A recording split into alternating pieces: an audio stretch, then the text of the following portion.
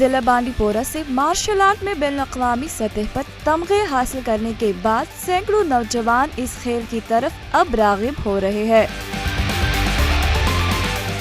2012 میں بروسلنگ کا ایک فلم میں نے دیکھا تو اس کے بعد میں نے یہ شوق بڑھے اور میں نے بچوں کو آگے لے جایا تو ماشاءاللہ بہت سارے بچے میرے ساتھ جڑے تو ماشاءاللہ میں ان کے ساتھ بہت محنت اور لگن سے کام کرتا ہوں۔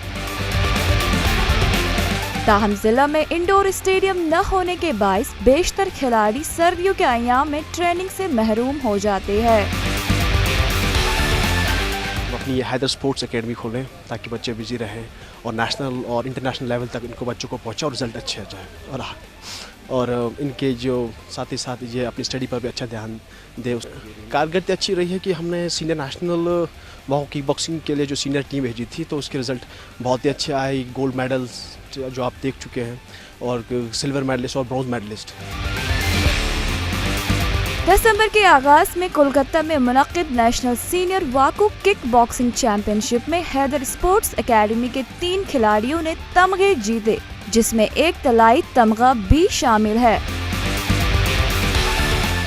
جو میری چیمپئن شپ رہی وہ بہت ہی بہتر رہی میرے لیے، جو کیونکہ میں نے اس میں گولڈ جیتا۔ میری فائٹ جو ہوئی 3 اسٹیٹس کے ساتھ ہوئی، پہلی جو تھی سکم کے ساتھ، دوسری اتر پردیش، تیسری آندھرا پردیش۔ ETV بھارت کے لیے بانڈی پورہ سے اعجاز نازکی کی خصوصی رپورٹ۔